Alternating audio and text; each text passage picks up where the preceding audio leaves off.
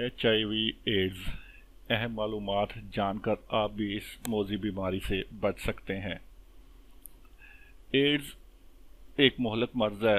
AIDS ایک مخصوص virus یعنی ہیومن ایمنو ڈیفیشنسی وائرس کی وجہ سے لاحق ہوتی ہے۔ اسے HIV انفیکشن بھی کہتے ہیں۔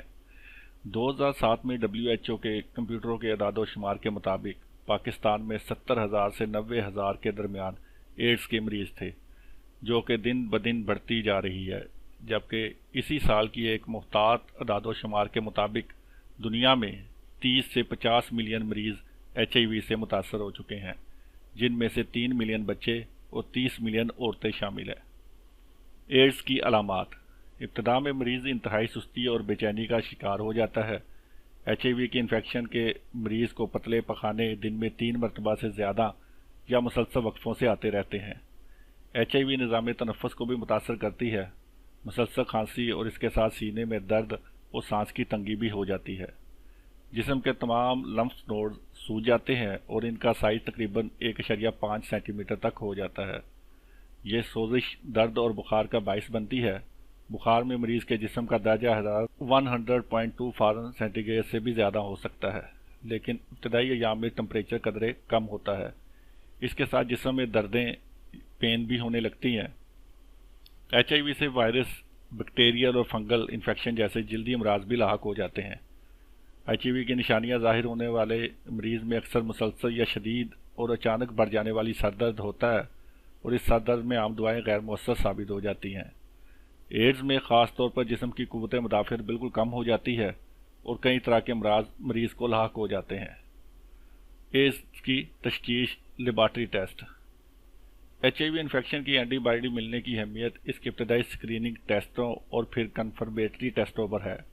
مریض کا نمونہ خون بار بار مثبت ری ایکشن کرے تو تب جا کر ابتدائی ٹیسٹوں کے رزلٹ کو مثبت تسلیم کیا جائے۔ اس مرض کے تمام ٹیسٹ کسی ماہر ڈاکٹر کی زیر نگرانی اچھی لیبارٹری میں کیے جائیں تاکہ غلط رزلٹ کے امکانات کم سے کم ہو۔ ایڈز کی وجوہات۔ ایڈز کی کئی وجوہات زیر غور لائی گئی ہیں، جن میں مختلف بیماریوں کی انفیکشن اور بعض دواؤں کے مضر اثرات اس مرض کا پیش خیمہ ثابت ہوتے ہیں۔ جنسی بہرروی بھی اس مرض کی اہم وجہ ہے۔ ایک محتاط اندازے کے مطابق تقریباً تمام ایڈز کے مریضوں میں 60 سے 80% جنسی بہرروی اور غیر قدرتی جنسی ملاپ کی وجہ سے اس مرض کا شکار ہوتے ہیں، اور یہ مرض مغربی ممالک میں نسبتاً زیادہ ہے اور مزید بڑھتا جا رہا ہے۔ HIV سے متاثرہ سن سے یا ٹیکہ لگوانے سے اور متاثرہ اوزاروں سے بھی ایڈز کا مرض پھیلتا ہے، اور ایسے علاقے جہاں اس مرض کے متعلق آگہی نہیں ہے، وہاں پر تمام غیر محفوظ طریقے اپنائے جا رہے ہیں، جن کی وجہ سے یہ مہلک مرض پیدا ہو رہا ہے۔ متاثرہ خون کے انتقال سے یا متاثرہ خون میں استعمال ہونے والے اوزار سے بھی یہ مرض پھیلتا ہے۔ ماں سے بچے میں منتقلی سے، جہاں حاملہ عورت HIV سے متاثر ہو اور رحم مادر میں یہ وائرس بچے کو منتقل کر دے، یا پیدائش کے دوران یا پھر بچے کو ماں کا دودھ پلاتے وقت یہ مرض تندرست بچے کو لاحق ہو جاتا ہے۔ ایڈز کی احتیاطی تدابیر۔ غیر ازواجی جنسی بہرروی سے مکمل طور پر اجتناب کیا جانا چاہیے تاکہ اس مرض کے پھیلنے کے امکانات کم سے کم ہو۔ اس لیے صرف اور صرف اپنے شریک حیات تک تعلقات محدود رکھیں۔ HIV سے متاثرہ شریک حیات کے ساتھ ملاپ کے وقت ہمیشہ کنڈوم کا استعمال کریں۔ ٹیکہ لگوانے سے حتی الامکان پرہیز کریں۔ اگر ضروری لگوانا ہو تو نئی ڈسپوزیبل سرنج استعمال کی جائے۔ دوسروں کی استعمال شدہ سرنج اور سرجیکل اوزار استعمال کرنے سے گریز کیا جائے۔